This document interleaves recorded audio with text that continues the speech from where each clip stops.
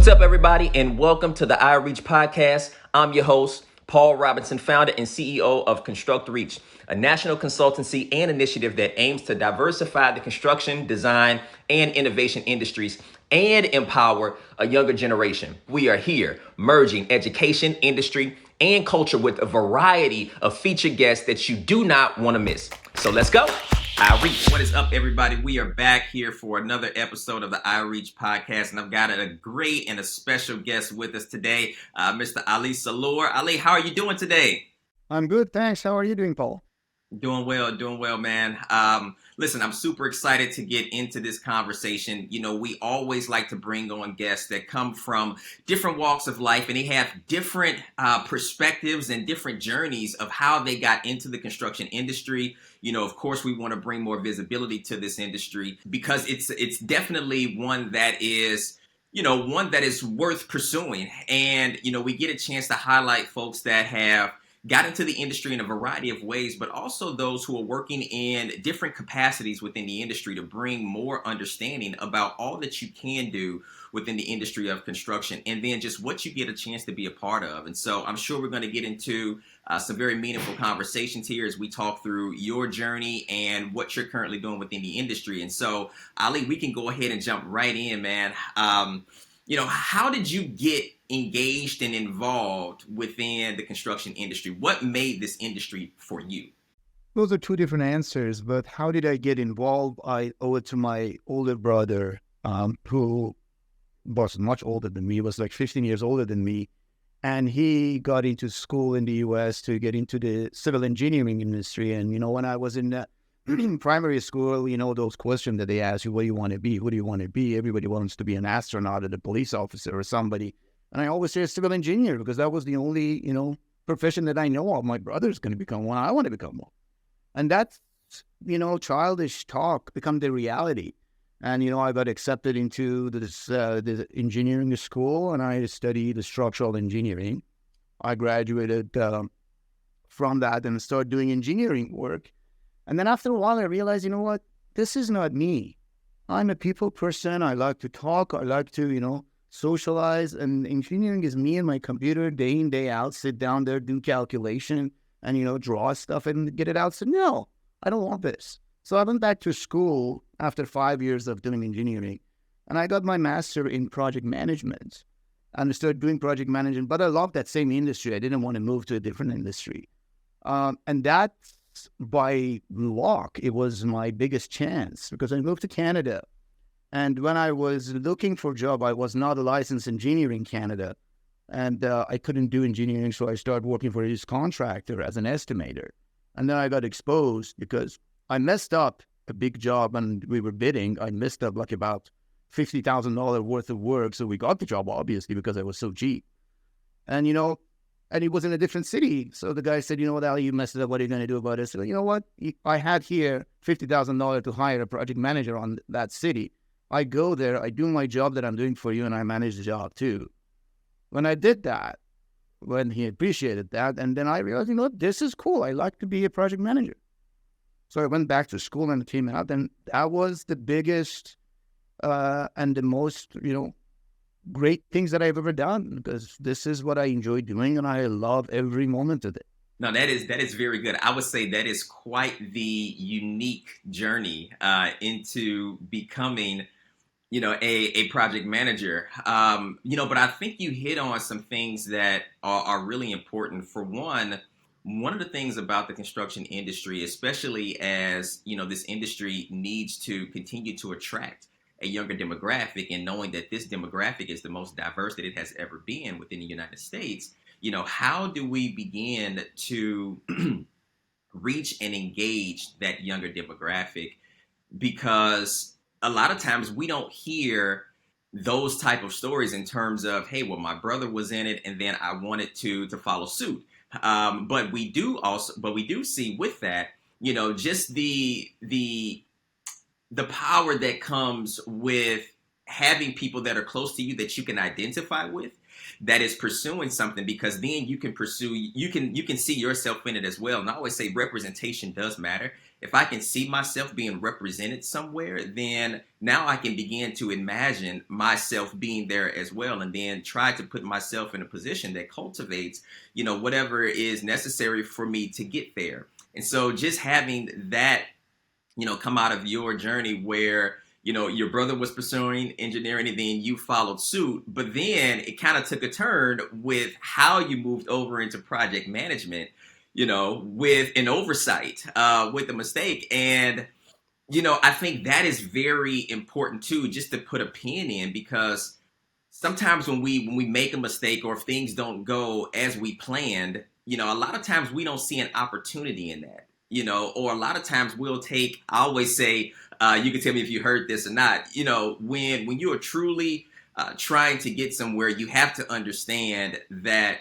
you're going to have, these quote unquote setbacks or losses, if you will, where things just don't turn out the way that you expected it to. But, in hindsight, when you pursue that and you actually achieve something, you look back and say, well, those weren't necessarily losses. Those weren't L's. Those were just lessons, right? For me to understand, okay, what do I need to do better?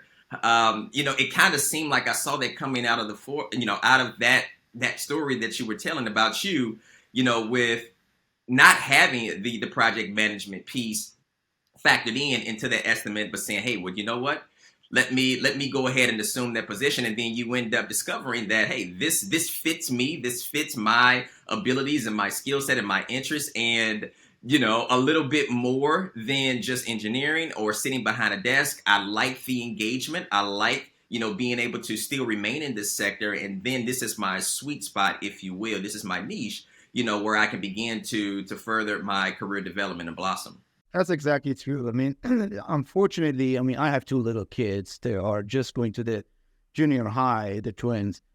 And, it's fascinating that their school, they don't talk about these things. I don't know, maybe they do in high school. I didn't go to high school here in the US, so I don't know how it is. But they need to be exposed. I know for the fact, because I was the guest lecturer in a couple of universities, both in Canada and here. I know we don't have the programs that they can train construction folks. So we do need to do that. Whereas in the UK or in Canada, there are programs called quantity surveyors that they're specifically looking for some people that they're getting involved in a different aspect of the construction, project management, cost estimating, scheduling, quality control. There's so many different things you can do. I mean, you talk to somebody who has never done construction. When you talk construction, they think you're just a manual labor, right? They don't know what kind of a sophistication goes into these things to build these buildings and museums, hospitals, universities. It's just not the cookie cutter tower that you build, the bridges. There's so many things that fascinates you when you get involved. And as a man, this is a psychological thing, that men more interested in things than a woman, that they're more interested in human and, human interaction. That's why you see a lot of more doctors and stuff like that with the women. And I love things, and I love to build things. And, when you just design and then get involved with building these things, when you get, this was a piece of paper drawing, and now you have an amazing building built that you've been part of it, or you managed it, or at any level you were involved, it just gives you a sense of pride that, I can't change it with anything else. No, that is great. That is well said. But I mean, you hit the nail right on the head. No pun intended. With the U.S. educational system, right? For so long, there, it kind of had this, construction sort of had this stigma, because there was so much emphasis put on getting kids to pursue 4-year, degrees and going to a university. But that's not necessarily the case for everybody, every budding young adult who's transitioning into young adulthood. But a lot of times in education, they weren't introduced into construction until it was realized that they would not be going to pursue higher education and going to college. And so oftentimes construction was presented as this alternative. And it kind of got this stigma where construction is an industry that you fail into. It's not the one that's a preeminent choice, that you could do a variety of things. I mean, it's an entire sector, right? And so, of course, there's a variety of different ways. There's an array of different opportunities that present itself from a career standpoint underneath an entire sector, underneath an entire industry. But it just wasn't presented like that, and the exposure and the awareness wasn't presented, during some very formative years of youth. And so now you're starting to see the emergence of CTE programs, career technical education, where they have these clusters with different career professions, and construction is introduced in one of those clusters, for kids that may want to go straight into their careers post high school.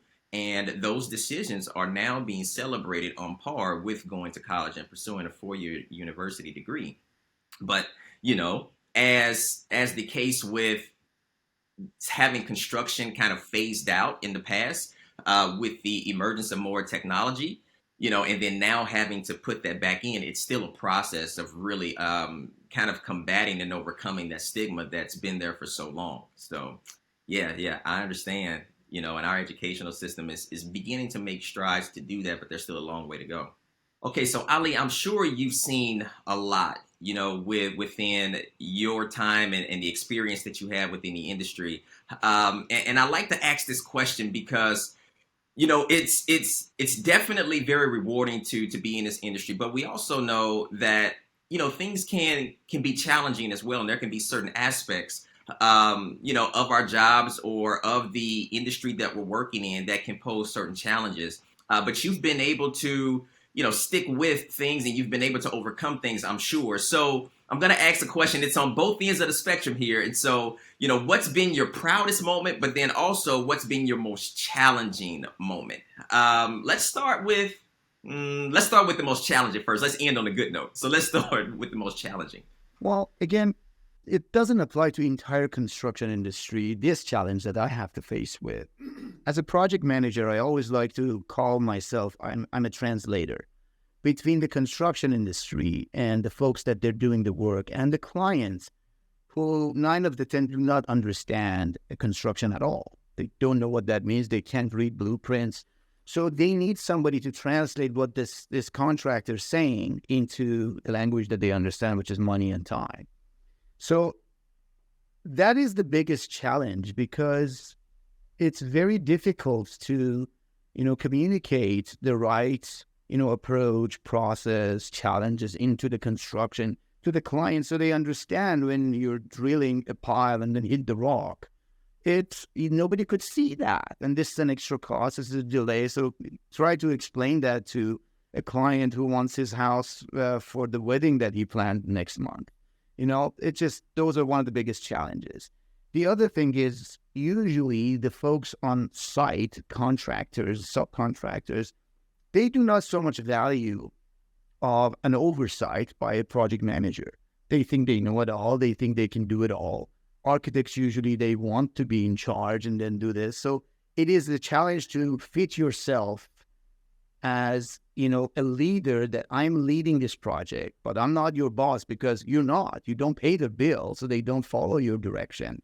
But you need to make sure that they recognize you. So that takes knowledge. You need to know what you're talking about, especially when you go to the site and you're telling the guys that, you're doing something wrong or you need to do something different. They challenge you. They want to know, what do you know? Do you even know what you're talking about, or do you just want to be the boss? And, when you go to the architectural and designer and engineer, they just want to know, okay, you know what? We've done this 1,000,000 times. Let us do our work. But, the industry, they all working in a silo. Contractors know how to build, the concrete contractors know how to build the concrete, and the architects know how to design, and, engineer knows how to engineer. Nobody's on top knows, okay, how to put this all together, put it into the one master schedule, create the one entire budget that includes not just the hard construction cost, but include all the other things that goes into this. Could be financing, could be insurance, could be claim, could be a million different things that can happen to this one. So that's why project management is a bit challenge. It has 9 knowledge area. If you go through the PMP and get your certification, you will learn that there's 9 area that you need to always look at it. It's a cost, it's a schedule, it's a quality, it's a risk, it is, human resources. There's a million things that you need to think of. And it is the most challenging part of our jobs to establish yourself as somebody that we're here to help. if you trust me, I can guide you through this. You can have less headaches. You don't need to fight with the architects, Mr. Contractor or Mr. Architect. You don't have to go through this with the client. And, our job is to get the project to the finish line in the best way possible. So that's what I found the most challenging part of my days in this industry. The proudest moment, other than the day that I become a father, was, I don't know. I have a lot of those. I can't just name one. But you know what? At least I can say the way that I achieved my goal, when I set the goal that I want to be a vice president of the big company. I'm a big corporate guy, sorry. It's okay. Guilty. And I made it. I made it to that level. And, it was a big company. I had like 40 people reporting to me. And I was a very popular, nice, leader, as like I used to call him. I don't like to call myself boss. But it was a great moments when I really achieved that, promotion. And I was managing. I always thought, I love to travel for my work. And, construction, you can't, because you build things in a certain location. I'm not a salesperson. I'm not somebody that a consultant that they can go over. But that opportunity came to me, working for a global firm, that I need to go to the different locations for meetings, that I need to meet clients in different countries, that I couldn't even imagine that. For 2 years, I didn't have a home anywhere. I was flying 5 times a week from city to cities, living in hotels, living on the airplane. And, on the weekends, I just met my current wife, and I was coming to LA to spend the weekend with her. So I cracked like 1 million points in a year that I was doing, and I was enjoying every moment of it. Every moment of it. I mean, I didn't get tired. I couldn't sleep. There was no jet lag or whatsoever. Yeah. I was flying overnight, and then next day at 8 o'clock in the morning, I'm sharp in a meeting and running a $100 million hospital project. Wow. So those are the proudest moments and, the challenges that I have to deal with. Yeah. No, that is good. I mean, well said. Just explaining, not only just the challenges, but the nature of that particular role, because you always have, these different entities that are part of the overall project and they play a vital role, but each doing their part and having, to work collectively with the others, so that building can get built, right? Or that project can be completed. And so, no, well said. And on the proudest moment, I like the fact that you said, outside of the birth of your children, right? I mean, I'm a father too. And so, right, that's been my proudest moment, and marrying my wife. But I would say, when you said that I've had many proud moments, I think that deserves, a little bit of attention, because one of the unique things I say about this industry, and you can let me know if you agree, is it is one of the rare professions that you can have where you can actually see your progress every day. The project is just a little bit further along when you left it, than when you came on site, right? Or when you started your work that day. And there's a lot of things, and not to say that, those other things don't matter, but, in terms of actually seeing the fruit of that labor, actually being able to quickly identify, where your work contributed to, and then the results of that, I think construction is unique in that it's able to offer that, in comparison to other businesses or other sectors or other industries. But I like the fact that you said there's been multiple proud moments, because it's an industry that, is rewarding, right? As time goes on. And so you keep having proud moments. And, with having a profession, I think it's very important to be able to see how your work contributed to, or how you've been able to be engaged, in a variety of different projects in so many different locations and different types and scales, but have multiple proud moments, right? I think that that's good, because you do want to be somewhere that, you are proud to work, and, you find some sense of fulfillment and accomplishment as well. And so, I mean, I think that was well said. Yeah.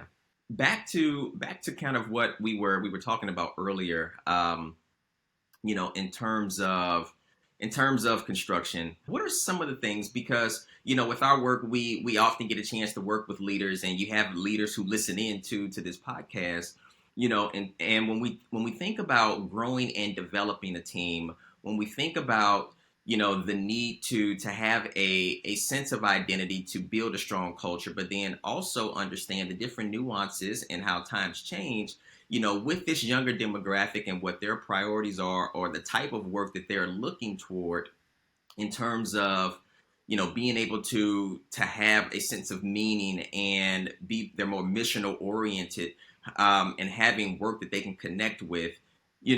Any tips or anything that you implemented as a leader that allowed people to thrive under your leadership? Yes, I mean, I'm a Gen X person, right? So I've been lucky that, I moved from some of the older generation with the very, pen and paper kind of an industry of construction and draw on the paper, getting to the computerized. So I'm a very technologically advanced person, and I love technology and the computers and techs and phones. So that was one of my things that I learned with the new millennial and even the next, younger generation. Yeah. You need to be able to communicate through text. It's not like you can't have a face-to-face meeting. They don't read emails. They don't read. I don't even listen to voicemail anymore. If you need me, text me. Why do you leave me a voice message, right? So you need to adopt to those things. And construction industry is an old. It is. I would proudly say we are one of the oldest industry in the human race. We build like pyramids in Egypt. So that's a very old industry. And usually the experience and the leadership comes with the age. You see a lot of great hair in this industry that they're leading the industry. So that they need to adopt. We need to adopt. We can't expect them to adopt to us. Otherwise, we go backward. You just need to move forward with them. Yes, there are certain things that is ridiculous, that, their expectations sometimes, their entitlement sometimes. You got to deal with all that. But at some point, you need to be understanding and then, try to, certain things that you believe it works. I think the communication, the social media, the things like that works. This Zoom meeting works. If I wasn't adopted this, I wouldn't be able to sit down here and talk to you, right? So that's one of the things. And then the other thing is the friendship and the leadership. I mean, when I, on my first one or two jobs, the closed door office was the norm. I didn't even talk to my boss or manager unless there was something going wrong. And I wasn't even, feel comfortable going knock on his door. Now I have dinner with my boss. It just, that relationship, I think it helps. What other things? I mean, the mentoring and the coaching is one of the things that I really, really enjoy. That's just my personality. I love teaching things. I mean, my wife says, what kind of patient you have? You will talk to this 8-year-old, 9-year-old, 11-year-old kid like for an hour. So, well, we have a meeting. Yeah. We're just having a meeting right now. It's just important. You need to sit down and talk. When you make your rule, when you make a suggestion together, then they sense the ownership of it. It's not like this is the direction, this is how you do it. No, this is why you do it. What do you think we should do it? Do you think this is a good way of doing it? This is the right approach. And then they own it. Yeah. They can do it. And that, I was lucky that I have to deal with some of the, the coach and the mentor like that. And I really adopted it. It's just amazing to me that how it works with the younger generation. I had, unsuccessful experience. Yes. Of course, not always works. Some of them are just totally, this is not for them, because this is a tough industry. But as you said, it's very rewarding. You just need to put the hard work, and that goes everywhere. I think without the hard work, you can't get anywhere. Yeah. You need to put the hours, you need to put the hard work, you need to put your mindset in it. I have a say, put my mind into anything, I can make it happen. I just need to put my mind into it. Yeah. You plan for it, and you just make that plan works. All right, Ali, we are moving into the section of our podcast that is called Community Insights. Here at ConstructReach, we do value community, and we are always seeking to understand, hey, how can we begin to make each other better? How do we talk about how we've been able to overcome certain things or achieve certain things within our career for the service of others, right? Who could use those insights and those tips. And so the question that we do have that we've posed to the community, and we would love to hear your response as well, is this right here. What motivates you, or what's your source of motivation when obstacles or challenges present themselves to you? Oh, uh, let me see if I understand this correctly. Um, what motivates me and get push me forward in my career is a little bit different than what motivates me through the challenges in the career. Money is always a big motivator. Promotion was me for very, very important in my career because I want to be on top of the channel. I moved heaven and earth. I moved world to get where I want to be. But as far as the challenges, when the challenges present themselves to you, what pushes me is, as I said, I'm an engineer.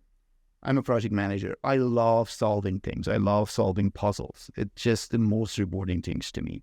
And as I was just explaining to you before, when I put my mind into something, I can solve it. It really, really motivates me when I can problem solve.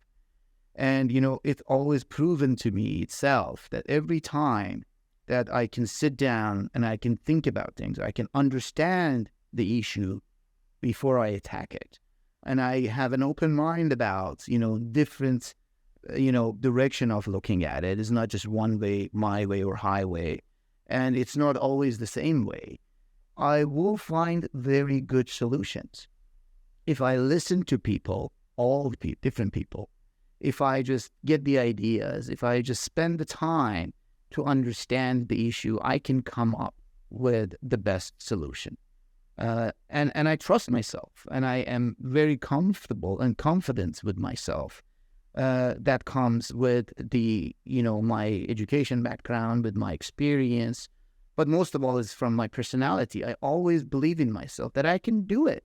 There's nothing that, you cannot do if you don't put the effort and the thought into it. And with that mentality, it's very rewarding when you actually see it works.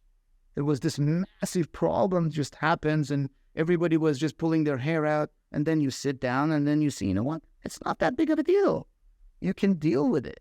It's just the issue is not what everybody's focusing on. The issue was, I don't know, maybe it was a personality issue. It's not a construction issue, And then, you just do a tweak and then problem's going away.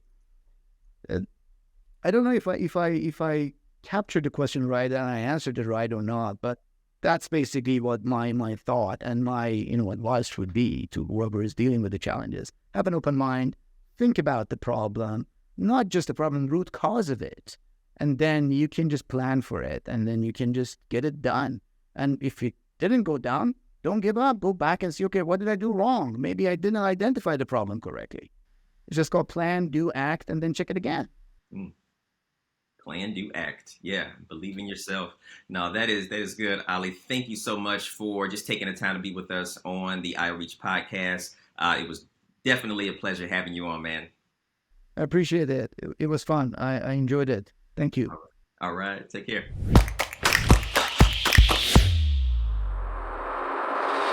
Thanks again, everybody, for tuning into our show. Remember, like, share, subscribe to the podcast, and join the movement as we reach to build a better future that we can all be proud of.